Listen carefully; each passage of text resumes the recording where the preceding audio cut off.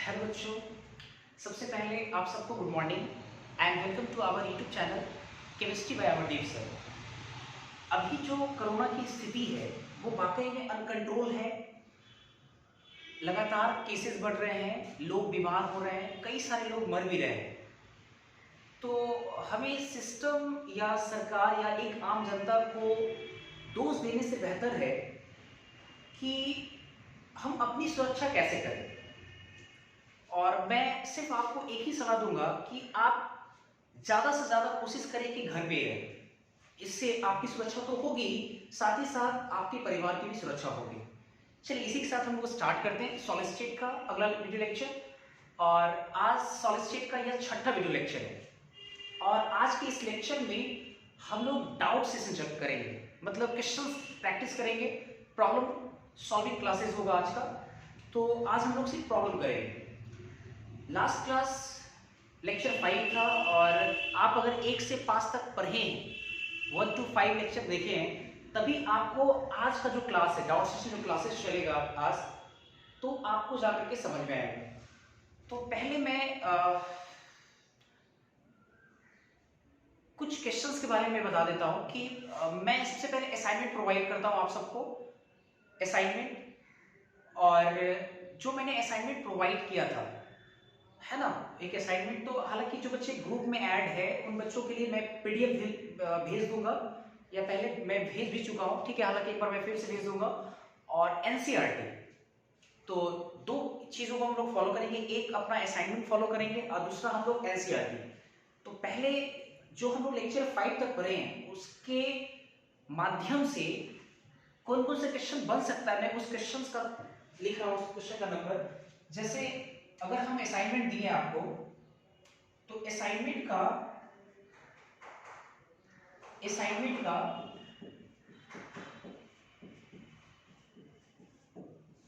Exercise first question number 1 2 पहला बनेगा, दूसरा बनेगा 7 9, 7 के बाद 8 भी बनेगा आपका, 9 10 12 15 17, ठीक है। ये आपका बनेगा 10 12 15 17, ये बनेगा। और एक्सरसाइज 2 का जो है, अगर क्वेश्चन नंबर की बात मैं करूं तो इसमें आपको 1 बनेगा, 2 बनेगा, 9 बनेगा, 1 to 9। उसके बाद क्वेश्चन नंबर 21 बनेगा, 23 24 27 बनेगा। ये तो रहा मेरा असाइनमेंट का क्वेश्चन। और अगर हम लोग बात करें एनसीईआरटी की मैं बात करूं तो एनसीईआरटी से भी कई सारे क्वेश्चन बनेंगे आपके। जैसे एनसीईआरटी पे क्वेश्चन नंबर सॉलिड स्टेट का ही 1.11 अर्थात क्वेश्चन नंबर 11। उसके बाद 1.12, उसके बाद 1.13, उसके बाद 1.14 नहीं बनेगा, 1.15, उसके बाद आपका 1.15 के बाद आपका बनेगा 1.21 बनेगा। फिर उसके बाद आपका 1.24, इतने सारे क्वेश्चंस बनेंगे एनसीईआरटी से, ठीक है। तो आज प्रॉब्लम सॉल्विंग में ये सारे क्वेश्चन, जिसमें कुछ कुछ मैं क्वेश्चन करा दूंगा आज। लेकिन आप लोग क्या कीजिए कि असाइनमेंट एक्सरसाइज फर्स्ट का ये जो सारा क्वेश्चन मैंने यहाँ लिखा है, एक्सरसाइज तो का ये सारा क्वेश्चन, एनसीईआरटी का ये सारा क्वेश्चन, आप पहले खुद से एक बार ट्राई करें। आप क्या करें, जो बच्चे वीडियो देख रहे होंगे, आप क्वेश्चन नंबर नोट कर लीजिए कॉपी पे और वीडियो को आप ऑफ कर दीजिए, आप छोड़ दीजिए, बिल्कुल बिल्कुल नहीं देखिए। और खुद से पहले क्या कीजिए, आप क्वेश्चन बनाने का प्रयास कीजिए। अगर क्वेश्चन नहीं बनता है तब फिर जाकर के आप क्या कीजिए, एक एक क्वेश्चन को फिर आप देखिए, ठीक है। तो पहले मैं इसको मिटा रहा हूं, है ना, एक एक करके पहले क्वेश्चन देखेंगे हम। इतना क्वेश्चन बनेगा कुछ, ठीक है। एक दो क्वेश्चन में डिस्कशन कर रहा हूं, जैसे क्वेश्चन नंबर, चलो एक्सरसाइज फर्स्ट का पहला बना रहा हूं, एक्सरसाइज फर्स्ट क्वेश्चन नंबर 1। सबसे पहले ये देखते हैं, चलिए देखेंगे सब लोग। देख सवाल मैं एक बार समझा दे रहा हूं, या जो बच्चे जिसके पास असाइनमेंट नहीं हो वो क्वेश्चन मैं बोल के क्वेश्चन मैं बोल रहा हूं, आप लोग क्वेश्चन को लिख सकते हैं। चलिए देखिए सवाल क्या लिखा हुआ, एक cubic solid is made up of two elements A and B, full stop, atom B are at the corner of the cube and A at the body centre, तो what is the formula of compound. सवाल ये ठीक है, बढ़िया समझिएगा। देखिए आपसे बोला गया कि एक सॉलिड है जो दो एलिमेंट से मिलकर बना है, ए और बी दो एलिमेंट से मिलकर बना है ना, जिसमें ए जो सॉलिड है, सॉरी पहले बी लिखा होता है, जिसमें लिखा हुआ बी जो एटम है वो are at the corner of the cube के कॉर्नर पे प्रेजेंट है, और ए जो एटम है वो बॉडी के सेंटर में प्रेजेंट है, तो what is the formula of compound. अच्छा पहले क्यों बना लेते हैं हम लोग, इस क्यूब में जो बी एटम क्यूब के कॉर्नर पे प्रेजेंट है, बी एटम मतलब जो कॉर्नर बनाए हैं, कॉर्नर पे जो हम बोल्ड जो पॉइंट दिखा रहे हैं वो क्या है, बी है, और ए जो एटम है वो बॉडी के सेंटर में प्रेजेंट है, सिर्फ बॉडी के सेंटर में ए। तो आपसे पूछ रहा है कि कंपाउंड का फॉर्मूला बताइए, अगर कंपाउंड ए और बी से मिलकर बना है, कंपाउंड का अगर फॉर्मूला चाहिए, जैसे आपको चाहिए, जैसे अगर आपको फॉर्मूला लिखना, जैसे मान लो कि एक सोडियम है एक क्लोरीन है, तो फॉर्मूला क्या होता है NaCl, एक कैल्शियम है दो फ्लोरीन है, तो फॉर्मूला क्या हो जाता है CaF2 हो जाता है, कैल्शियम फ्लोराइड।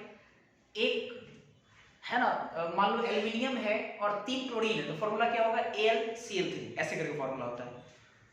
तो अब B जो है वो सारे कॉर्नर पे है, A आपका बॉडी के सेंटर पे है, तो हम ऐसा करते हैं, अगर A और B के बीच में मुझे फॉर्मूला चाहिए तो A का क्या संख्या है, B का क्या संख्या है, अगर संख्या मिल गया तो फॉर्मूला निकल जाएगा कि नहीं। अगर A का संख्या 1 B का संख्या में 1 आया तो A B फॉर्मूला हो जाएगा, अगर A का संख्या 2 B का संख्या 1 आया तो A to B फॉर्मूला हो जाएगा, तो ये हमको देखना है। चलिए देखते हैं जरा, अगर हम बात करें effective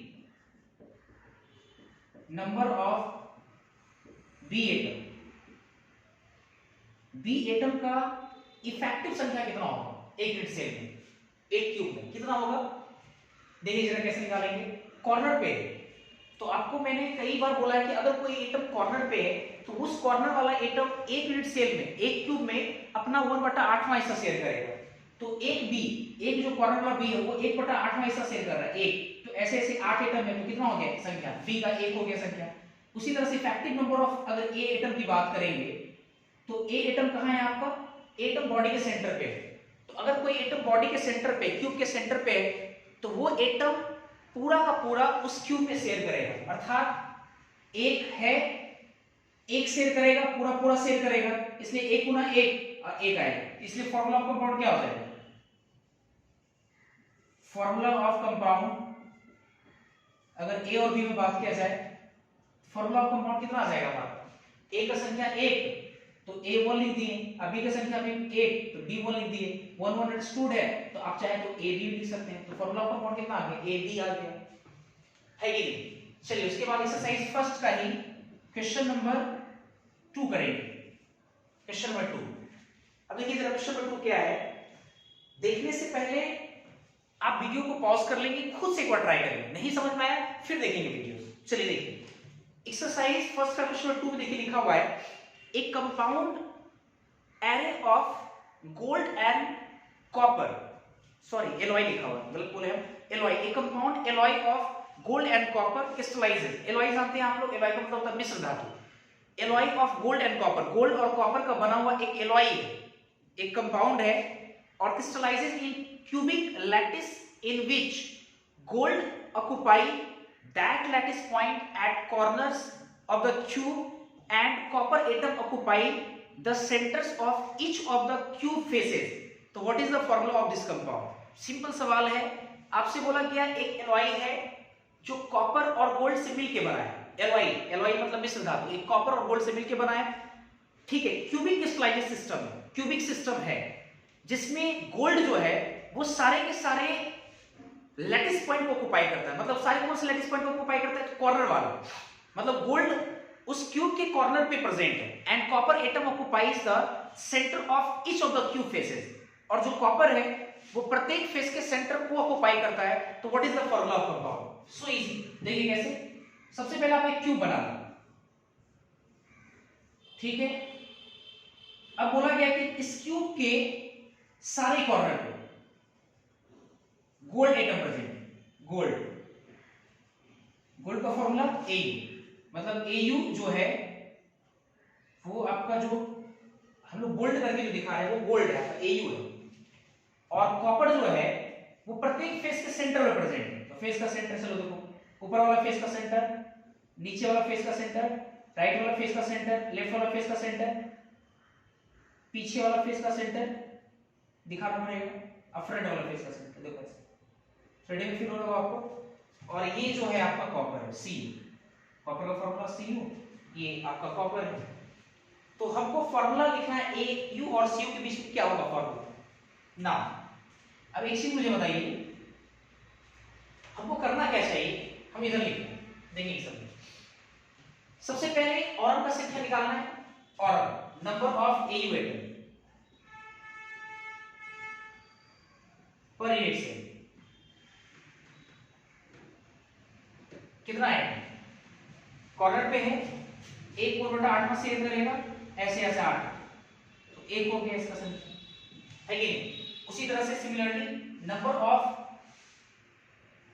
copper atom per unit cell, कहां है कॉपर? फेस के सेंटर पे। एक फेस का सेंटर एक यूनिट सेल में कितना कंट्रीब्यूट करता है? हाफ, हाफ कंट्रीब्यूट करता है। कई बार सिखा चुके हम आपको, हाफ। और ऐसा ऐसा कितना सेंटर? 6, तो ये 6 हो गया, ये 3 आ जाएगा, कॉपर का संख्या 3 हो गया। इसलिए अगर मुझे फॉर्मूला लिखना है तो फॉर्मूला ऑफ कंपाउंड कितना लिखेंगे? और आपका संख्या 1, तो Au एक लिखे चाहे नहीं लिखे, अंडरस्टूड है। कॉपर Cu उसकी संख्या 3 है, तो AuCu3। उम्मीद करता हूं आपको समझ में आ रहा होगा। क्लियर है? आप 2 क्वेश्चन सॉल्व कर दिए, आप इसको फटाफट नोट करें, फिर आगे बढ़ाते हैं क्या है, ठीक है।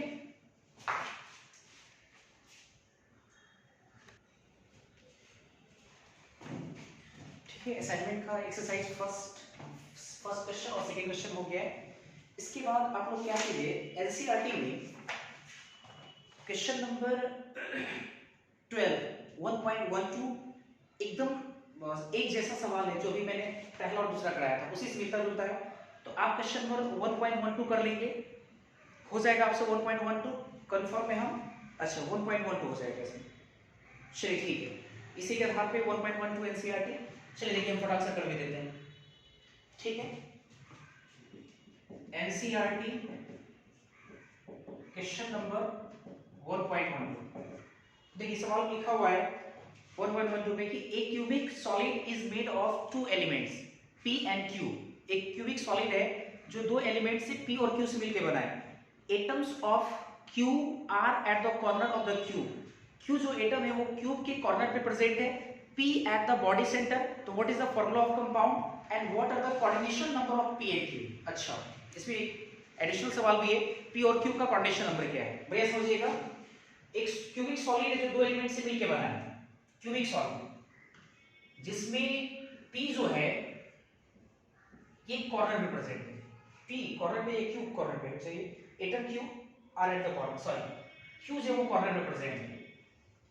एक क्यूब हम लोग बना लिए, उसमें सारे जो Q एटम है, Q एटम ये कॉर्नर में प्रेजेंट है, ठीक है।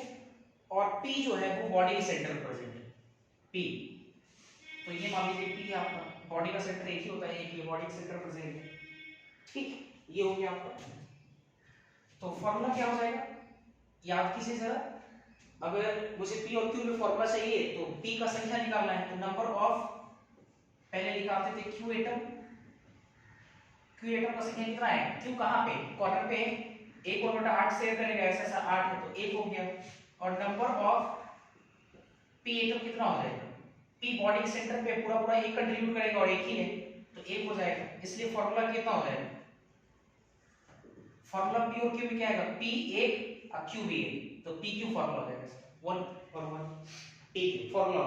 अब आइए नाउ आपसे बोला गया सेकंड पार्ट में कोऑर्डिनेशन नंबर बताने, तो कोऑर्डिनेशन नंबर अगर हम पी की बात करें, कोऑर्डिनेशन नंबर ऑफ पी, तो पी का कोऑर्डिनेशन का नंबर का मतलब हुआ कि पी कितने क्यू के टच में, मतलब ये जो आपका जो बॉडी के सेंटर पे एटम है ये कितने क्यू से टच में है, कितने क्यू से टच में है, बात को समझिएगा थोड़ा। देखिए आपको कोऑर्डिनेशन नंबर निकालना है, तो कोऑर्डिनेशन नंबर लास्ट क्लास में हम आपको समझाए थे। अच्छा लास्ट क्लास में जो कोऑर्डिनेशन नंबर पढ़ाए थे आपको उसमें एक ही तरह का बेसिस था, एक ही तरह का, एक ही जैसा या एक जैसा एटम था उसमें, तो आप किसी भी एटम को उठाइए और एक पार्टिकुलर एटम कितने एटम के टच में है वही संख्या उस पार्टिकुलर एटम का कोऑर्डिनेशन नंबर कहलाता है। लेकिन यहां जो एटम है वो दो तरह का है, एक पी है और एक क्यू है, तो यहां पे अगर मान लीजिए पी का अगर कोऑर्डिनेशन नंबर देखना है आपको, पी का कोऑर्डिनेशन नंबर देखना है तो हमको देखना पड़ेगा कि पी कितने क्यू एटम के टच में है, या अगर क्यू को देखना, क्यू का कोऑर्डिनेशन नंबर देखना है तो हम लोग देखेंगे कि क्यू जो एटम है वो कितने पी एटम के टच में है। सिंपल सी बात है, पी का कोऑर्डिनेशन नंबर तो क्यू कितने टच में है, क्यू का कोऑर्डिनेशन नंबर तो पी कितने टच में है।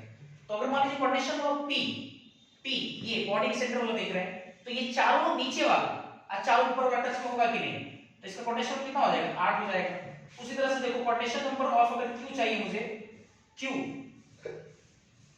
तो जरा देखना जरा क्यू कॉर्नर पे है, अब देखो जरा ये क्यू जो कॉर्नर पे है वो कितने पी के टच में, तो ये इसके टच में है। पहली बात आपको पता होना चाहिए यूनिट सेल है और यूनिट सेल एक रिपीटिंग यूनिट होता है, कई बार रिपीट करके इंटायर सॉलिड का फॉर्मेशन करता है, एक नहीं infinite number of unit cell होते हैं, एक यहाँ क्यूब बगल में भी है, इधर भी है, यहाँ भी ऊपर भी 4 क्यूब, ऐसे करके जरा सोचो तो तुम देखोगे क्या कि अगर मान लो कि यही कमरा जो अपने आप में क्यूब है तो ये कॉर्नर वाला एटम इस बॉडी के सेंटर के टच में है, तो बगल वाले कमरे के बॉडी सेंटर के टच में भी वो वाला होगा एटम कॉर्नर वाला, इसके पीछे जो क्यूब होगा उसके बॉडी सेंटर पे भी टच में होगा, इसके बगल के पीछे होगा इधर उसके बॉडी सेंटर के टच में होगा, वैसे ही चारों पर टच में होगा, तो कोऑर्डिनेशन नंबर कितना हो जाएगा क्यू का 8, क्योंकि पी 8 पी से टच में, इसका कोऑर्डिनेशन नंबर 8 हो जाएगा। समझ में आ रहा है, क्लियर है यहां तक, ये वाला एटम इस वाला बॉडी सेंटर के टच में, इसके बगल में भी क्यूब होगा उसके बॉडी के सेंटर के टच में होगा, इसके पीछे क्यूब होगा उस बॉडी सेंटर के टच में होगा, इसके इधर के पीछे होगा उसके सेंटर में टच होगा और चारों से ऊपर में होगा, तो इस तरह से कितना हो जाएगा कोऑर्डिनेशन नंबर 8 हो जाएगा, इसका 8 कोऑर्डिनेशन। NCERT question number 12। चलिए इसके बाद हम देखते हैं हम लोग, इसके बाद असाइनमेंट पे आते हैं हम लोग। असाइनमेंट में हमने दिया आपको क्वेश्चन 7 करने के लिए, 7 थोड़ा मैं एक बार पढ़ देता हूं पहले। 7 लिखा हुआ एक close packet structure of uniform sphere, एक जैसा स्फीयर है, अ क्लोजेस्ट पैकेट, ठीक है, has the edge length of 534 picometre दिया हुआ है, 534 पिकोमीटर दिया हुआ है एज लेंथ, ए का वैल्यू, ठीक है, और आपसे बोला कि calculate the radius of a sphere, sphere का रेडियस बताइए if it exist in, A number सवाल सिंपल क्यूबिक लैटिस, पहला वाला सवाल में सिंपल क्यूबिक लैटिस बना रहा है, दूसरा बी नंबर सवाल बीसीसी लैटिस और तीसरा सी नंबर सवाल है एफसीसी लैटिस। सिंपल सा एक सवाल दिया हुआ है आपको, assignment question number 7, assignment question number 7 देखिए जरा अच्छे से, एज लेंथ दिया हुआ ए 534 पिकोमीटर, ठीक है 34 पिकोमीटर, और इसमें तीन छोटा छोटा सवाल है, तीन छोटा सवाल है। ए नंबर सवाल है सिंपल, ए दे करके आपसे रेडियस पूछ रहा है व्हाट, ठीक है, और इसमें तीन छोटा सवाल है। सबसे पहले ये लिखा गया कि सिंपल क्यूबिक क्रिस्टल सिस्टम, अगर स्फीयर सिंपल क्यूबिक लैटिस बना रहा, सिंपल क्यूबिक लैटिस बना रहा हूं तो बताइए रेडियस कितना होगा। बी नंबर सवाल है कि बीसीसी लैटिस बना रहा हूं, body centre cubic crystal system बना रहा हूं, अगर लैटिस बना रहा हूं तो बताइए आर कितना है। और सी नंबर सवाल है, अगर एफसीसी बना रहा होगा तो बताइए कि आर कितना है। तो चलिए पहले ए को सॉल्व करते जरा। एक चीज बताइए, कई बार हम आपको बोले कि जब भी सवाल में एससीसी लिखा रहे, चाहे बीसीसी लिखा रहे, चाहे पीसीसी लिखा रहे, सॉरी एफसीसी लिखा रहे, पीसीसी, बीसीसी या एफसीसी लिखा रहे, तो ए और आर रिलेशन तुरंत लिखने के लिए आना चाहिए। अब जैसे देखिए पहला नंबर सवाल को सॉल्व कर रहे हैं, पहला वाला सवाल में क्या है, एससीसी है, एससीसी है जी, देखिए लिखते हैं 4 एससीसी, एससीसी, एससीसी ए और आर के बीच में रिलेशन कितना होता है, ए बराबर 2r, ए दिया हुआ आर पूछ रहा है, तो आर कितना निकल जाए, आर बराबर ए बटा 2, ए कितना है 534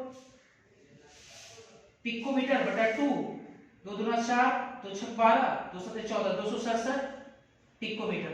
वैसे ही हम लोग बीसीसी में रिलेशन कितना होता है, √3a बराबर 4r, रिलेशन से निकाल लेंगे r का वैल्यू। एफसीसी में √2a बराबर 4r, तो उससे हम लोग निकाल लेंगे। ऐसे में क्वेश्चन को हम सॉल्व करेंगे। आई होप कि आपको समझ में आ रहा होगा। क्वेश्चन 7 हो गया आपका पूरा, ए पार्ट सॉल्व किए, बी और सी आप सॉल्व कर लीजिएगा खुद से। चलिए इसके बाद इसको देखते हैं हम लोग। क्वेश्चन नंबर 8 आप लोग थोड़ा सोचे पहले, 8 तब तक ये इसको नोट कीजिए।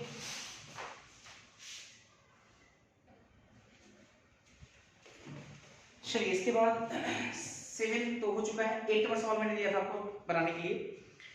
चलिए एक बार सोचते हैं जरा। सवाल लिखा हुआ है, calculate the density of diamond from the fact that it has FCC, sorry FCC पूरा नहीं लिखा हुआ, फेस सेंटेड क्यूबिक स्ट्रक्चर, मतलब एफसीसी है, with 2 atoms per lattice point and unit cell edge length बराबर 3.569 एंगस्ट्रम, 3.569 एंगस्ट्रम दिया हुआ।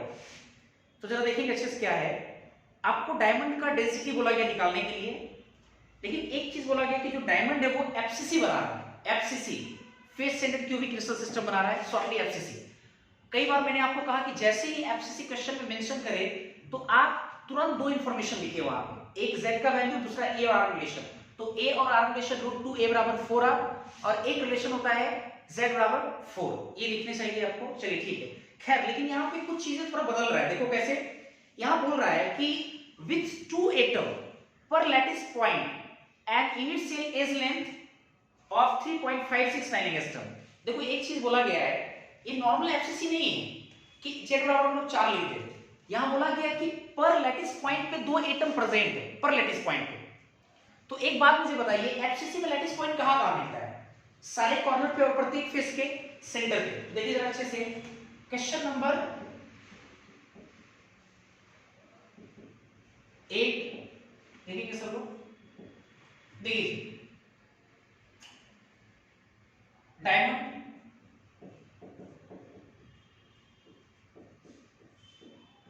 Diamond cubic crystal system है, एज लेंथ कितना है इसका, एज लेंथ दिया हुआ है 3.569 है इसका, ठीक है, ये चीज दिया हुआ है। और एफसीसी पूरी तरह से नहीं है आपका, बोला गया कि पर लैटिस पॉइंट पे 2 एटम रखा हो, पर लैटिस पॉइंट, प्रत्येक लैटिस पॉइंट पे 2 एटम। तो लैटिस पॉइंट इसमें कहां मिलता है, सारे कॉर्नर एफसीसी में और प्रत्येक फेस के सेंटर पे, प्रत्येक फेस के सेंटर पे।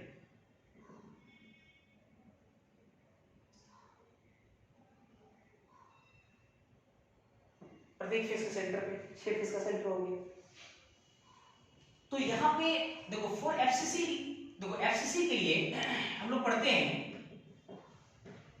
ए और आर रिलेशन कितना होता है, √2a बराबर 4r, और एक रिलेशन पढ़ते हैं z बराबर 4। क्या यहां पे z बराबर 4 होगा, बिल्कुल नहीं होगा, not equal to z, z not equal to 4 नहीं होगा, क्योंकि यहाँ पे एफसीसी में एक लैटिस पॉइंट पे एक एटम होता है, पर लैटिस पॉइंट पे एक एटम होता है, लेकिन यहाँ पे बोला गया आप 2 एटम मान के चलिए। तो अगर 2 एटम मानेंगे तो z 4 के बराबर तो होगा नहीं, तो z फिर कितने के बराबर होगा। एक चीज बताइए, जो कॉर्नर वाला एटम होगा वो 1/8 कंट्रीब्यूट करता है तो ऐसा ऐसा अगर पर लैटिस पॉइंट पे 2 एटम मानेंगे तो ऐसे कितने एटम होंगे? 8 गुना 16 एटम होगा। एक पर 2 एटम, ऐसा ऐसा 8 पर है तो 16 एटम होगा। अब प्लस प्लस फिर उसके बाद फेस के सेंटर पे, तो फेस के सेंटर पे एक होता है, एक कितना कंट्रीब्यूट करता है? हाफ। और प्रत्येक फेस के सेंटर पे आप एक नहीं 2 मानिए, तो ये कितने फेस होते हैं? 6 फेस होते हैं। इसका मतलब कितना हो जाएगा? 12 हो जाएगा ना, 12। तो 12 हो गए, ये 2 छक 12 और 2 8 16, सॉरी 8 गुना 16, तो z बराबर कितना हो जाएगा? 8। ऐसे भी एक बात आना चाहिए समझ में, पर लैटिस पॉइंट पे अगर 2 एटम है तो जितना z का वैल्यू था उसका दोगुना संख्या हो जाएगा। दोगुना संख्या तो 4 होना चाहिए था, लेकिन 8 हो जाएगा। तो z बराबर 8। ये लेकर के सॉल्व करेंगे हम, ये लेकर देखिए कैसे। नाउ अब डेंसिटी मुझे निकालना है, तो डेंसिटी का जनरल फार्मूला d बराबर कितना पर है? z m divided by na aq। कई बार हम आपको पहले से बोल चुके हैं, कई बार बोले भी है कि डेंसिटी केमिस्ट्री में खास करके डेंसिटी का सीजीएस यूनिट में दिया जाता है, ग्राम पर सेंटीमीटर क्यूब में। इसलिए ध्यान रखें कि एसडेन हमेशा सेंटीमीटर में लेंगे, सेंटीमीटर में। तो ये एसडेन जरा सेंटीमीटर में लेंगे। 3.569 है। हम दशमलव के दूसरे स्थान पहले स्थान तक की मेंशन करना चाहते हैं, तो ये 6 को इधर ला सकते हैं हम लोग। तो 3.6, अब बाकी सबको छोड़ के एकस्टम को अगर सेंटीमीटर बदलेंगे तो 10 की पावर -8 सेंटीमीटर, ये लिख सकते हैं। 3.6 10 की पावर -8 सेंटीमीटर। चलो डेंसिटी निकालना है मुझे, चलो फार्मूला रखते हैं हम। डेंसिटी d बराबर z का वैल्यू कितना ले? 8। कार्बन है, डायमंड का फार्मूला कार्बन, मोलर मास कितना? m का वैल्यू कितना होगा? 12। कार्बन है डिवाइडेड बाय 6 गुना 10 की power 23 into a cube. a का वैल्यू कितना है? 3.6 और 10 की पावर -8 का होल क्यूब। ऑब्वियसली सारे यूनिट हमने सीरीज में लिया है, नंबर का कोई यूनिट होता नहीं है। मोलर मास ग्राम पर मोल में है, ये तो नंबर का कोई यूनिट होता नहीं, इसका मान सेंटीमीटर क्यूब है, तो ग्राम पर सेंटीमीटर क्यूब आपका डेंसिटी आ जाएगा। चलिए देखते हैं, काटते हैं। ये 6 गुना 12, ये 8 गुना 16, ये 10 की पावर 23, ये 3.6 का होल क्यूब है। 3.6 का होल क्यूब अलग कर लिए। 8 को 10 की पावर -8 को 3 से गुना करेंगे तो 10 की पावर -8 3 24 है ना। ये 16, ये 3.6 का होल क्यूब 10 की पावर 23, 10 की पावर -24, 10 की पावर -1, तो ये ऊपर एक गया 160, ये 3.6 का होल क्यूब है। तो 3.6 का होल क्यूब, इसको सॉल्व करेंगे, ये ग्राम पर सेंटीमीटर क्यूब में आंसर आ जाएगा कंफर्म। सॉल्व करेंगे और मुझे पता है 3.6 अगर आप सॉल्व कीजिएगा होल क्यूब लिखिएगा तो इसका आंसर 1 नंबर सवाल किया 3.5 ग्राम पर सेंटीमीटर क्यूब बिल्कुल आएगा। 3.5 ग्राम पर सेंटीमीटर क्यूब, ये आंसर आ जाएगा आपका। ये तो क्वेश्चन नंबर 8 हो गया। चलिए इसके बाद फिर देखते जरा क्वेश्चन नंबर 9 देखते हैं। क्वेश्चन 9 बहुत मजेदार सवाल है, बढ़िया सवाल है, देखेंगे आपके बोर्ड में आने के चांसेस है। क्वेश्चन नंबर 9 देखिए क्या लिखा हुआ है। लिखा हुआ एक element crystallises into a structure which may be described by a cubic type of unit cell having one atom on each corner of the cube and two atoms on one of its body diagonal if the volume of this unit cell is 24 गुना 10 की power -24 centimetre cube. ठीक है, void ये volume दिया unit cell का 10 के power -24 centimetre cube and density of element is 7.2 gram per centimetre cube. तो calculate the number of atom present in 200 gram of element. ठीक है, देखिए एक बात समझिए पहले, इस सवाल में एटम का संख्या पूछ रहा है। 200 ग्राम एलिमेंट में एटम का क्या संख्या होगा। लास्ट अगर आप स्टेटमेंट पढ़े तो calculate number of atom present in 200 gram of element. 200 gram element में एटम का संख्या बताइए क्या है। ये सवाल पूरी तरह से मोल कॉन्सेप्ट का है। अब एक चीज बताओ मुझे, एटम का अगर संख्या निकालना है तो मोल कॉन्सेप्ट में एटम का संख्या निकालने के लिए आपको मोल पता होना चाहिए। क्यों? फॉर्मूला में पढ़े थे नंबर ऑफ मोल बराबर number of atom divided by Avogadro number. तो नंबर ऑफ एटम तभी निकल पाएगा जब मोल पता हो तो मोल में वाटर नंबर से गुना करेंगे, एटम का संख्या निकल जाएगा। लेकिन मोल पता होने के लिए आपके पास एक हिंट किया गया, मास दिया हुआ है, 200 ग्राम मास दिया हुआ, और उस मास में अगर मोलर मास से डिवाइड कर दिया जाए तो मोल निकल जाएगा। अगर मोल निकल गया तो एटम भी निकल जाएगा। इसका मतलब ये हुआ कि कहीं ना कहीं हम लोग अगर इस तरह से लगाएंगे लॉजिक तो हमारा सवाल बन जाएगा। लेकिन इसमें एक परेशानी ये है कि एलिमेंट अननोन है। सोडियम होता तो 23 ले लेते, मैग्नीशियम होता तो 24 ले लेते, आयरन होता तो 56 ले लेते, लेकिन यहाँ पे एलिमेंट अननोन है, तो अननोन एलिमेंट का क्या मोलर मास होगा ये तो दिया हुआ है नहीं, ये आपको पता भी नहीं है। तो इसका मतलब ये हुआ कि कहीं ना कहीं जो पहला जो स्टेटमेंट दिया हुआ है, जो सॉलिड स्टेट का जो कॉन्सेप्ट लगाया है, वो कहीं ना कहीं हो सकता है आपको मोलर मास निकालने के लिए ही दिया होगा। देखिए कैसे, क्यों मोलर मास निकालने के लिए दिया होगा, एक चीज मुझे बताओ, डेंसिटी दिया हुआ है तो डेंसिटी का बेसिक फॉर्मूला लगाओगे, D बराबर Z इंटू एम बटा Na इंटू ए क्यूब। Z आपको पता है, क्यों कैसे पता है Z आपको एटम्स कहां पे लोकेट किया हुआ है, effective number of atom per unit cell नहीं निकल जाएगा, वो निकालने की Z पता है। M मोलर मास आपको नहीं पता, एलिमेंट अननोन है, M निकालना है, अपॉन Na पता है, ए क्यूब डायरेक्ट देखो दिया हुआ है तो वहां से M निकाल लेंगे, और 200 गिवन मास में मोलर मास से डिवाइड कर देंगे, मोल आ जाएगा, मोल में एवोगाड्रो नंबर से गुणा कर लेंगे तो हमारा नंबर ऑफ एटम आ जाएगा। देखो ऐसे ही करेंगे हम लोग, बढ़िया इसको देखिएगा आपको। क्वेश्चन नंबर 9, क्वेश्चन नंबर 9 देखेंगे सब लोग। पहले सबसे पहले हम लोग मोलर मास निकालेंगे। पहली बात दिया हुआ क्या क्या पहले समझिए, element crystallizes into a structure may be described by a cubic type of unit cell having one atom on each corner of the cube and two atom on one of its body diagonal। मतलब एक cubic structure है, पहले एक हम लोग cube बना लें, और इस क्यूबिक स्ट्रक्चर में एटम जो है वो सारे कॉर्नर पे प्रेजेंट है, ठीक है, सारे कॉर्नर पे प्रेजेंट है।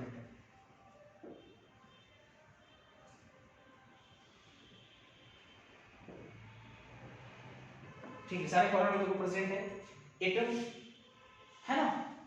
और फिर बोला गया कि two atom on one of its body diagonal, ये बॉडी डायगोनल है इसके, और कितना एटम प्रेजेंट है इसमें, two atom on one of its body diagonal, एक ही बॉडी डायगोनल पे दो एटम प्रेजेंट है, एक एटम मान लो यहां पे, एक एटम यहां मान लो, ये प्रेजेंट है।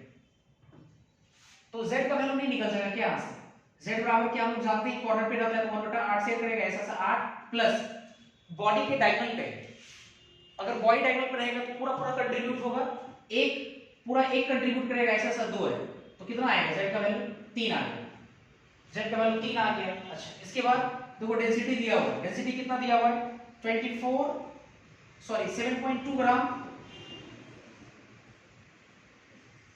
पर सेंटीमीटर क्यूब, और वॉल्यूम मतलब ए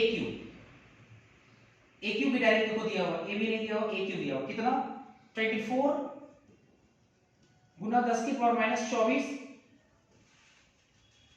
सेंटीमीटर क्यूब, इतना दिया हुआ। तो आप इतनी इंफॉर्मेशन की मदद से पहले डेंसिटी निकाल लीजिए। नाउ डेंसिटी बोल रहे, मोलर मास निकाल लीजिए, डेंसिटी का फॉर्मूला लगा के, डेंसिटी बराबर कितना, z into m divided by na into a cube. Density कितना 7.2, z का वैल्यू 3, m तो अपने को निकालना ही है, na 6 गुना 10 की पावर 23, a क्यूब कितना है 24 गुना 10 की पावर माइनस 24, 10 की पावर माइनस 24। अब इसी को सॉल्व करना है अपने को, ये 23 लिखे हैं दोस्तों यहाँ पे, ये 24 10 की पावर माइनस 24। चलिए अब कोई घटेगा, देखते हैं जरा, ये 3 गुना 6, 2 बार में ये m देखो कितना आ जाएगा, m बराबर ये 7.2 क्या 7.2, ये मल्टीप्लाई होगा 24 दूनी 48, 48 गुना इन दोनों को लगाएंगे तो 10 की पावर माइनस 1, तो कितना हो जाएगा दोस्त, अगर मल्टीप्लाई करेंगे तो एक जीरो यहां से नीचे आएगा, एक जीरो यहां से नीचे आएगा, तो 72 इंटू 48 बटे 100 ग्राम पर मोल। ये देखो मोलर मास आ गया, और मोलर मास अगर आ गया तो अब देखो निकाल सकते हैं, लोग लगा भी सकते हैं। देखो इसको इधर सॉल्व करना है, इधर लेके आ गए, मोलर मास निकल गया है तो मोल कॉन्सेप्ट लगाइए। नंबर ऑफ, पहले तो मोल कॉन्सेप्ट से हम लोग मोल निकाल लेते हैं। मोल बराबर गिवन मास ऑलवेज इन ग्राम, याद होगा आप लोगों को, divided by molar mass. Molar mass तो गिवन मास कितना है 200 ग्राम। अब मोलर मास कितना होता है, कितना दे रहा है 72 इंटू 48, 100 नीचे डिवाइड से ऊपर चला गया, ये हो गया इसका मोल। मोल आ गया, मोल आ गया, इसलिए डायरेक्टली लिखते हैं नंबर ऑफ एटम। आपसे पूछ रहा है 200 ग्राम में कितने एटम है, नंबर ऑफ एटम बराबर मोल इनटू एवोगाड्रो नंबर Na। तो मोल कितना है, ये पूरा मोल है आपका 272 इंटू 48, 100, Na की वैल्यू 6 है, 10 की पावर 23। इसको सॉल्व कीजिए, नंबर ऑफ एटम आपका आ जाएगा। क्लियर है यहाँ तक? हाँ जी, ये क्वेश्चन नंबर 9 हो गया। चलिए इसको फटाक से पहले नोट कीजिए, फिर आगे हम लोग देखते हैं क्या करना है।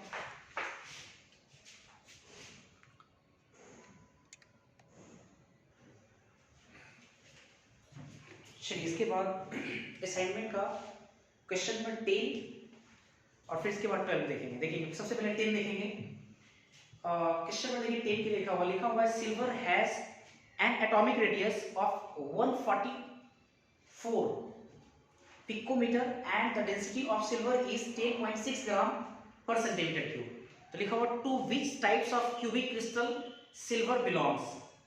मतलब बोला गया कि सिल्वर जो एटम है उसका रेडियस 144 पिकोमीटर है, सिल्वर का जो डेंसिटी है वो 10.6 ग्राम पर सेंटीमीटर क्यूब है। तो पूछा गया कि बताइए कि सिल्वर किस क्रिस्टल सिस्टम से बिलोंग कर रहा है, किस क्यूबिक क्रिस्टल सिस्टम से बिलोंग कर रहा है। तो आपको याद होगा क्यूबिक क्रिस्टल सिस्टम भी 3 तरह का था, पीसीसी, बीसीसी और तीसरा एफसीसी। PCC, BCC, FCC.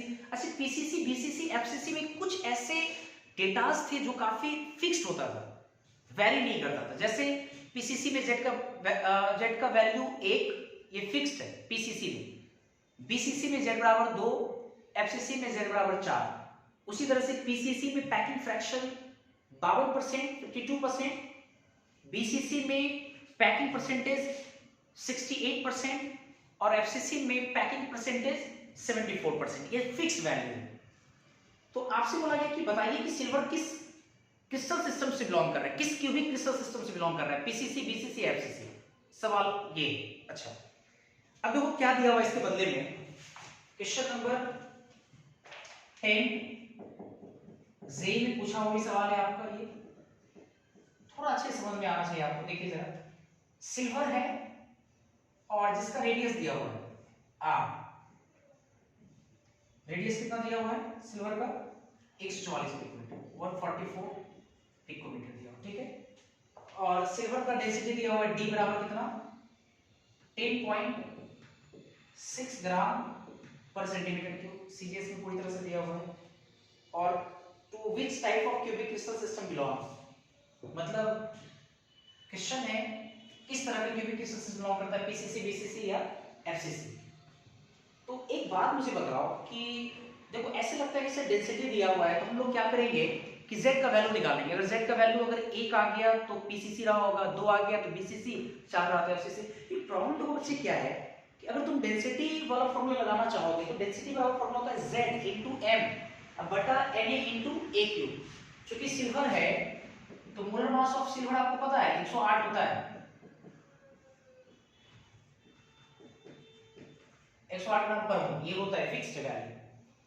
तो z आपको तो पता नहीं है, चलो z मान लेते हैं आपको निकालना है, z एक निकल गया तो pcc हो जाएगा। By the way molar mass चलो पता है आपको, डिवाइडेड बाय Na, वो फिक्स्ड है, पता है आपको a क्यूब, लेकिन a नहीं पता है। कुछ बच्चों को लगता है सर a और r में तो रिलेशन होता है, लेकिन a और r में रिलेशन आप तब लगाएंगे ना जब आपको पता रहेगा कि pcc है या bcc है या fcc है।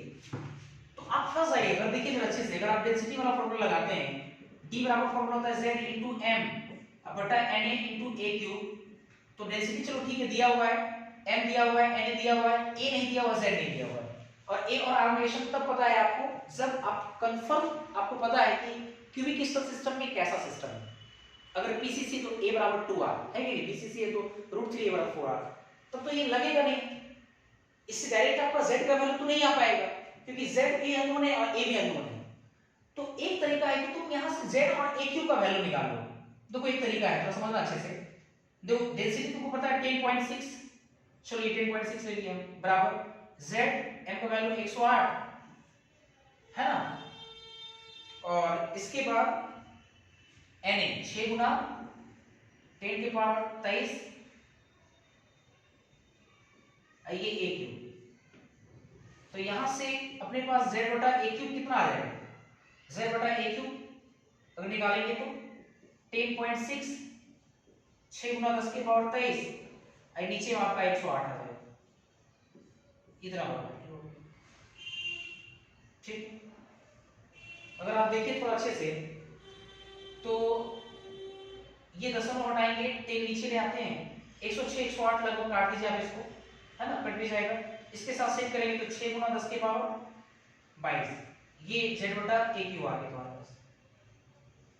ठीक है, इसके बाद तुम क्या करो, चूंकि आपको ये पता है कि अगर क्रिस्टल सिस्टम पीसीसी है तो पैकिंग फ्रैक्शन 52% होता है, बीसीसी 62% होता है। तो आप क्या कीजिए, पैकिंग फ्रैक्शन का फॉर्मूला लगाइए, रो का फॉर्मूला। रो बराबर कितना हमको पड़े, z into 4/3 pi r cube divided by a cube, यही लगाते हैं, है ना। और अगर मान लीजिए देखो यहाँ पे z और a क्यूब का वैल्यू तो आप निकाल चुके हैं, और r क्यूब का वैल्यू r देखो दिया हुआ है, तो r क्यूब भी निकल जाएगा। इस पूरे को सॉल्व करते हैं, और सॉल्व करने पर अगर मेरा 0.52 आ गया, इसका मतलब पीसीसी रहेगा। अगर सॉल्व करने पे 0.68 आ गया तो बीसीसी रहेगा, 0.74 आएगा एफसीसी हो जाएगा। तो सीधा देखो z बटा a की जगह कितना लिख सकते हैं, 6 गुना 10 की पावर 22, ये 4/3, पाई का वैल्यू कितना, पाई का वैल्यू ले लेते 3.14, और r क्यूब, r का वैल्यू कितना, r ऑलवेज किस में लेंगे, सेंटीमीटर में, तो आदत बनाइए थोड़ा, इसको 1.44 into 10 की पावर -8 सेंटीमीटर लिख सकते हैं। हालांकि आप लिखते पिकोमीटर को कितना, 10 के पावर -10 सेंटीमीटर। फिर हम क्या किए, 10 के पावर -10 सेंटीमीटर 144, तो 100 से डिवाइड कर दिया, 10 सेम टाइम 100 से गुना कर दिए, तो 10 के पावर -10 10 का -8 में बदल गया, 1.44 10 के पावर -8, तो यहां पे 1.44 into 10 के पावर -8 का होल क्यूब लीजिए। इस पूरे को सॉल्व कीजिए। सॉल्व करने पे हम श्योर बोलते हैं आपको कि सॉल्व करने पे 0.74 आएगा। तो अगर पैकिंग फ्रैक्शन 0.74 आ गया तो इस प्रकार बोल सकते हैं, silver belongs to FCC cubic lattice, cubic crystal system लिख सकते हैं, face centred cubic crystal system, FCC से बिलोंग करता है, सीधा एफसीसी बिलोंग्स टू एफसीसी, ये हो जाएगा इसका आंसर। ये क्वेश्चन नंबर 10 है। चलिए इसके बाद फिर देखते हैं जरा क्वेश्चन नंबर 12। देखिए क्वेश्चन नंबर 12 क्या है, लिखा हुआ है ज़ेनॉन। पहले एक बार खुद से आप लोग बनाएंगे, वीडियो को बार-बार पॉज करें, खुद से बनाएं, नहीं बने तब आप लोग देखिए। क्वेश्चन नंबर देखिए 12 क्या लिखा हुआ है, ज़ेनॉन क्रिस्टलाइजेस इन ए फेस सेंटर्ड क्यूबिक लैटिस। सीधा सीधा बोला है ज़ेनॉन, फार्मूला होता है Xc, और साफ साफ बोला है कि एफसीसी बना रहा है। The age of the unit cell is 620 picometer, edge length 620 picometre है। तो what is the nearest neighbor distance and what is the radius of xenon atom? नजदीक का दूरी बताइए कितना होगा, एक ज़ेनॉन दूसरे ज़ेनॉन के नजदीक कितना दूरी होगा वो पूछ रहा है, और what is the radius of xenon atom? पहले आप समझ लीजिए, ज़ेनॉन है, ज़ेनॉन फॉर्मूला Xc, और ये एफसीसी बना रहा है, एफसीसी लैटिस बना रहा है।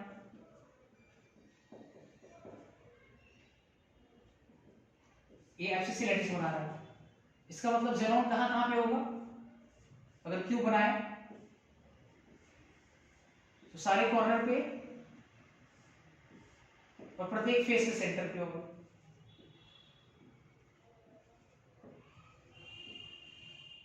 प्रत्येक फेस के सेंटर पे,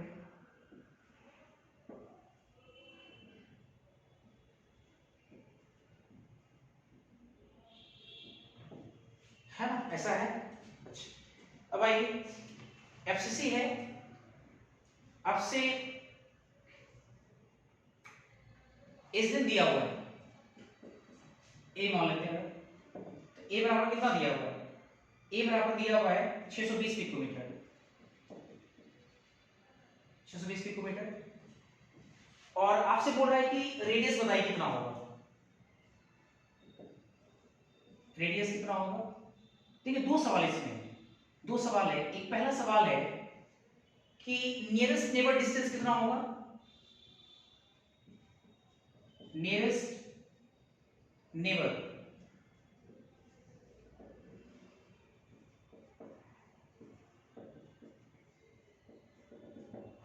और दूसरा सवाल है कि एटम का रेडियस कितना होगा,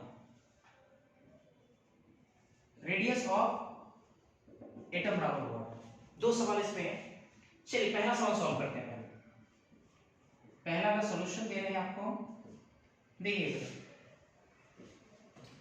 नियरेस्ट नेबर डिस्टेंस का मतलब क्या होगा, नजदीक का दूरी।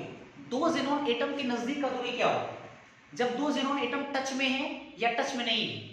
ऑब्वियस है जब दो ज़ेनॉन एटम टच में है, तो जब दो ज़ेनॉन एटम टच में होगा तो याद करो कि एफसीसी में एटम कब टच में होता है, फेस सेंटर के, सॉरी फेस डायगोनल के बाद। तो ये दोनों देखो टच में है, ये वाला अगर देखा जाए तो ये एटम इस एटम पे टच में है, तो यही डिस्टेंस आपको निकालना है, यही आपका नियरेस्ट डिस्टेंस है दोस्तों, यही नियरेस्ट डिस्टेंस है। और ये डिस्टेंस यहां से यहां तक कितना होगा, यहां से यहां तक कितना होगा। अगर एक एटम से सोचेंगे तो ए का वैल्यू दिया हुआ है, या अगर आर एटम सोचेंगे तो देखो 2r होगा। हालांकि देखो नियरेस्ट डिस्टेंस हम सीधा लिखते हैं यहां पे, नियरेस्ट डिस्टेंस यही होगा आपका, बराबर होगा पूरा यहां से यहां तक √2a होता, लेकिन दूसरी डिवाइड कर देंगे हम, ये हो जाएगा ना, ये हो जाएगा नियरेस्ट डिस्टेंस। तो √2 बटा 2 नीचे है, तो इसको कैंसिल, ये कटेगा तो नीचे में √2 आ जाएगा। a का वैल्यू कितना दिया, 620, 620, चलो ठीक है √2 ही रहने देते हैं, बटा 2 पिकोमीटर। इसको कट कैंसिल करो कितना होगा, 2 3 6, 310, 310 और √2, आप गुना कर लो, 310 √2 पिकोमीटर, जो भी हो गुना करने पे आपका आ जाएगा ये वैल्यू। और सेकंड देखते हैं, सेकंड देखो क्या है। सेकंड आपसे बोला गया रेडियस ऑफ एटम। एफसीसी में रेडियस और ए के बीच में क्या रिलेशन होता है, एफसीसी में √2a बराबर 4r, तो रेडियस निकालना r, तो r बराबर कितना होगा, √2a बटा 4 है ना, √2, चलो रखते हैं ऐसे ही, √2, a का वैल्यू पता है 620 बटा 4, क्या 4 एकम 4, 4 एकम 4, 22 बचा, 4 बचे 20, फिर 4 बचे 20, 155, तो ये हो जाएगा 155 √2 पिकोमीटर। देखो ये इसका आंसर हो जाएगा। ऐसे करके हम लोग सॉल्व करेंगे। आई होप कि ये सब क्लियर हो रहा होगा आप लोगों को।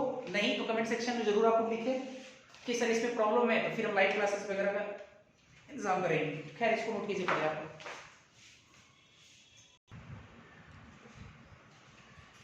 चलिए इसके बाद हम लोग देखेंगे एनसीईआरटी का क्वेश्चन नंबर 11, 13 और 15। तो 11 नंबर जो सवाल है, चलो पहले 11 नंबर क्वेश्चन देखते हैं, ठीक है। देखिए 11 नंबर क्वेश्चन में क्या लिखा हुआ कि silver crystallizes in FCC lattice. Direct बोला गया सिल्वर एब्सिसी लैटिस को ऑक्युपाई करता है, ठीक है। If edge length of the cell is 4.07 into 10⁻8 centimetre, जिसका एज लेंथ दिया हुआ है 4.07 10⁻8 सेंटीमीटर, डेंसिटी दिया हुआ 10.5 ग्राम पर सेंटीमीटर क्यूब। तो calculate the atomic masses of silver. हालांकि सिल्वर का एटॉमिक मास आपको पता है 108 आएगा, लेकिन आपसे फॉर्मूला के अकॉर्डिंग पूछ रहा है कि बताइए कि सिल्वर का एटॉमिक मास क्या होगा। पहले समझ लीजिए अच्छे से जरा, सिल्वर जो है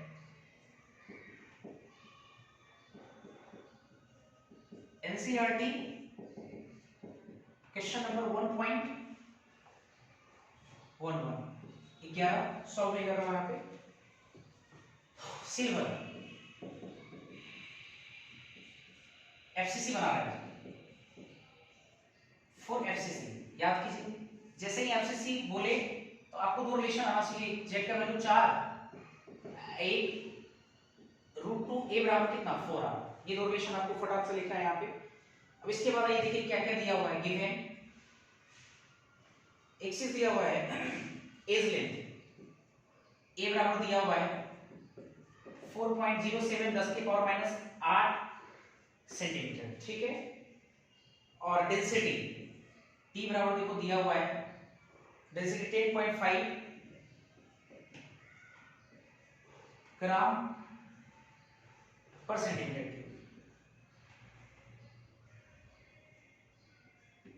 तो आपसे पूछ रहा है सिल्वर का मोलर मास कितना होगा, m molar mass of silver Ag बराबर होगा, ये पूछ रहा है। तो डेंसिटी का बेसिक फॉर्मूला लगाइए आप, देखिए कैसे। नाउ सब दिख रहा है, डेंसिटी का बेसिक फॉर्मूला लगाएंगे, सवाल बन जाएगा z इनटू m बटा na इनटू a क्यूब। आपको d पता है, z भी पता है, m निकालना है, na पता है आपको, a क्यूब a पता है आपको, निकल जाएगा। जैसे देखो डेंसिटी रखते हैं यहाँ पे 10.5 बराबर z का वैल्यू यहाँ कितना 4, m तो निकालना ही है अपने को, m na 6 गुना 10 की पावर 23 और a क्यूब देखो 4.07 10 की पावर माइनस 8 है, तो 4.07 को आप 4 में लिख सकते हैं, 4 गुना 10 की पावर माइनस 8 का होल क्यूब, ये लिख देते हैं। चलिए इसको सॉल्व कर रहे हैं, देखिए ये 10.5 के 4 गुना m और नीचे में 6 गुना 10 की पावर 23 इनटू 4 के 10 की पावर माइनस 8, 16 चल 64, 4 से 16, 16 चल 64 इनटू 10 के पावर माइनस 24। इन दोनों को अगर एक साथ ले तो 10 के पावर माइनस 1 हो जाएगा, डायरेक्ट हम लोग को m का वैल्यू निकालना है। तो m बराबर यहां से कितना लिखेंगे, m बराबर लिख पाएंगे हम लोग ये 10.5, इस ये तो कट सकता है इससे, 4 एकम 4, 4 से 24 16, तो यहाँ 16 इंटू 6, इन दोनों को एक साथ रखेंगे 10 के पावर माइनस 1, इतना हो जाएगा, है ना। और इसको आप सॉल्व कीजिए इस पूरे को, तो हमको लगता है कि 108 आ जाएगा, आप कर लीजिए, आपका आ जाएगा ग्राम पर मोल, किया जाएगा। चलिए इसके बाद आगे बढ़ते हैं, क्वेश्चन नंबर, ये तो 1.11 था। चलिए इसके बाद हम लोग देखेंगे 1.12, इससे पहले हम सॉल्व कर दिए थे। इसके बाद 1.13 देखते हैं, 1.13 इसी सवाल है, बढ़िया देखेंगे। लिखा हुआ niobium crystallises in body centre cubic structure, niobium crystallises in body centre cubic structure, मतलब बीसीसी बना रहा है। If density is 8.55 gram centimetre cube, calculate atomic radius of niobium if its atomic mass is 93 MeV। मुझे लगता है कि हम orally अगर मैं थोड़ा सा आपको समझा दूं कैसे सॉल्व करना है, हीट कर देता हूं मैं आपको। देखो क्वेश्चन नंबर 13 में नायोबियम एक एटम है, नायोबियम सॉरी एक एलिमेंट है, नायोबियम जो बीसीसी बना रहा है, बीसीसी, जैसे बीसीसी बोले z बराबर 2 और a और r रिलेशन रूट 3, a बराबर 4r, ये तो पता होना चाहिए आपको। नायोबियम का मोलर मास दिया हुआ m ऑफ नायोबियम कितना दिया हुआ 93 दिया हुआ 93। अच्छा, और आपसे कह रहा है क्या, एटम का रेडियस बताइए, डेंसिटी भी दिया हुआ है, देखो डेंसिटी दिया हुआ कितना, डेंसिटी दिया हुआ है 8.55 ग्राम पर सेंटीमीटर, ये दिया हुआ है। और आपसे बोल रहा है कि रेडियस बताइए, नायोबियम एटम का रेडियस कितना होगा, r बराबर व्हाट। अब एक बात मुझे बताओ, अगर रेडियस निकालना है तो रेडियस का कोई डायरेक्ट फॉर्मूला नहीं पढ़ाएंगे, रेडियस ऐसे निकलता है। रेडियस और a में कोई रिलेशन पढ़ाया था आपको, रेडियस और एज लेंथ, तो रेडियस और एज लेंथ, इसका तो एज लेंथ पता होना चाहिए, एज लेंथ नहीं दिया हुआ है, तो आप क्या कीजिए, डेंसिटी के फॉर्मूला की मदद से आप एज लेंथ निकाल लीजिए। कैसे, डेंसिटी बराबर कितना होता है z into m divided by na into a cube, ये ना। तो यहां से देखो जरा अच्छे से, d का वैल्यू कितना है 8.55 बराबर z कितना है 2, m कितना है 93, 6 गुना 10 की पावर 23, और उसके बाद AQ, देखो यहां से AQ सॉल्व कर लेंगे, ए निकल जाएगा हमारे यहां से, ए जो आएगा वो पक्का है सेंटीमीटर में आएगा, है ना, क्यूब डेंसिटी ग्राम पर सेंटीमीटर क्यूब में, तो ए भी जो आपका आएगा किस में आएगा सेंटीमीटर में। ए जब सेंटीमीटर में आ जाएगा फिर क्या करना है अपने को, अगेन अपने को बीसीसी रिलेशन को पढ़े √3 a बराबर 4r, तो आपको r निकालना है, तो r बराबर कितना हो जाएगा √3a बटा 4, यहाँ पे a का वैल्यू रख दीजिए, सॉल्व कर लीजिए, आंसर आ जाएगा। चलिए क्वेश्चन और देख लेते हैं जरा, क्वेश्चन नंबर 1.15, इसमें मैं हिंट कर दे रहा हूं जरा, 1.15 में देखिए जरा अच्छे से, देखिए 1.15 में लिखा copper crystallises into A FCC lattice point with edge length 3.61 10 की power -8 centimetre, so that the calculated density is the arrangement with its measure value of 8.92 gram per centimetre cube. मतलब कॉपर है, एफसीसी बना रहा है, as length दिया हुआ है, तो साबित कीजिए कि जो उसका डेंसिटी है वो 8.92 ग्राम पर सेंटीमीटर क्यूब के बराबर है। तो आप कैलकुलेटेड डेंसिटी जो ऑब्जर्व डेंसिटी दिया हुआ बराबर करना है आपको, साबित करना है आपको। तो देखिए ना, कॉपर क्या बना रहा है एफसीसी, तो एफसीसी के लिए z बराबर कितना 4 और a और r में से √2, a बराबर कितना 4r, एज लेंथ दिया हुआ है, a बराबर कितना, एज लेंथ कितना है 3.61 10 की पावर -8 सेंटीमीटर। आपको मोलर मास पता है कॉपर का 63.5 इतना होता है। तो नाउ डेंसिटी बराबर, अब फॉर्मूला लगाइए, हालांकि जो डेंसिटी दिया वो प्रूफ करना उतना होगा कि नहीं होगा।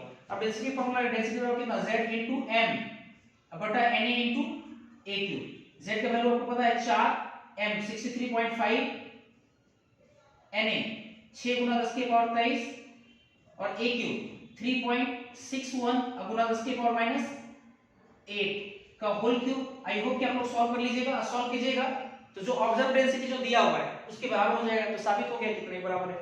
बचे हुए जो क्वेश्चंस है आप लोग खुद से ट्राई करें, नहीं बनेगा फिर हम डाउट सेशन एक बार फिर रखेंगे, फिर उसको हम लोग बनाएंगे। तो आज के लिए इतना ही, थैंक यू।